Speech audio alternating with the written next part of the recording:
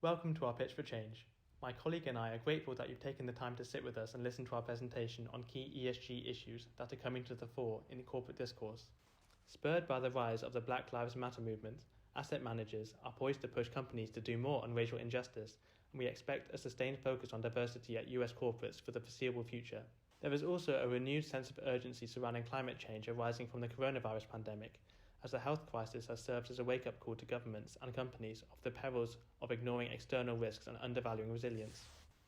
My colleague Isha will now lead you through some potential sustainability strategies for Apple products. Thank you, James. The main way we could approach this is to switch from the proprietary Lightning cable to a USB-C cable to reduce e-waste. Apple has already adopted the USB-C to power all their laptops and many of their tablets, so I'll continue to examine the implications of completely switching over. The USB-C will likely become the international standard in the future. In 2020, the USB-C was about as universal as wired connection standards come. These cables are becoming increasingly commonplace and many households already have them or need them in the near future. The European Commission, furthermore, has also long expressed a desire to enforce legislation to eliminate heterogeneity amongst cableware by adopting the USB-C as the new standard, which provides further reason for the switch to take place. Many already have everything they need to charge a hypothetical USB-C iPhone. Apple commanded just 15.5% of the global smartphone market in 2020. The rest of the industry combined shipped over 1 billion phones over the course of just a single year, and most of those used USB-C. The diagram on the left further demonstrates how maintaining a proprietary cable can act to inconvenience consumers when they cannot access their cables at home, as third-party chargers will not always be compatible. I'm further aware that Apple actually have released a statement disclosing that the choice to not forsake the Lightning cable already was because it would create a volume of electronic waste. But while there are a lot of Lightning accessories circulating around, the switch from Lightning to USB-C can be a gradual change manifested through the development of new products. The Lightning cables being used and produced currently will not be immediately deemed redundant, as people with older Apple models will continue to use and purchase existing stock until there is a need to upgrade.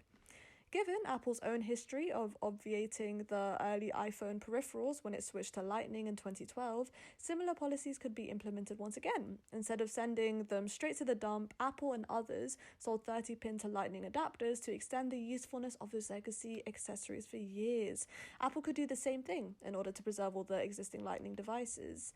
While it would create a one-time glut of adapters that might eventually end up in landfills, it is inevitably a short-term price to pay for the long-term benefits of convergence. Thank you, Isha. When it comes to diversity and inclusion in mega-cap tech companies, few have made ground since publishing diversity data in 2014, especially in hiring black employees. On the left is a graph showing the percentage of black workers in big tech since 2014. At 9%, Apple consistently outperforms its peers by at least 100%, but amongst leadership and technical roles, the diversity numbers are lower. On the right, we can see Apple's share of Black and Latinx technical workers remained flat at 6% between 2014 and 18. 6%, whilst higher than Apple's peers, still reflects less than half of black citizens' 13% share of the population. To solve this, we might consider a potential reason behind this stasis. One issue might be retention. In 2018, Google reported their attrition data for the first time, which showed that Black and Latinx employees left the company at higher rates than their white counterparts. Indeed, various reports show that attrition numbers are a big problem across the tech industry. This is often due to minorities feeling unfairly passed over for a promotion or facing stereotyping. Apple may solve this problem by considering Google's response to its own data, which included hiring retention case managers to work with employees from underrepresented backgrounds. In 2019, attrition rates fell for those groups. Such a strategy would encourage employees not only to stay, but also to ascend within the company. What we have learned from this example of attrition is the mutual interdependence of diversity and inclusion. If the culture of a company is not inclusive, the firm will struggle to become more diverse. How might Apple benefit from increased diversity and inclusion?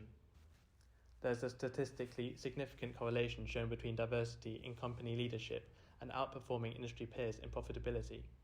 Therefore, diversity and inclusion can be reframed from being purely a matter of social justice or corporate social responsibility, and instead as an enabler of growth and value creation. two principal goals for a CEO such as yourself.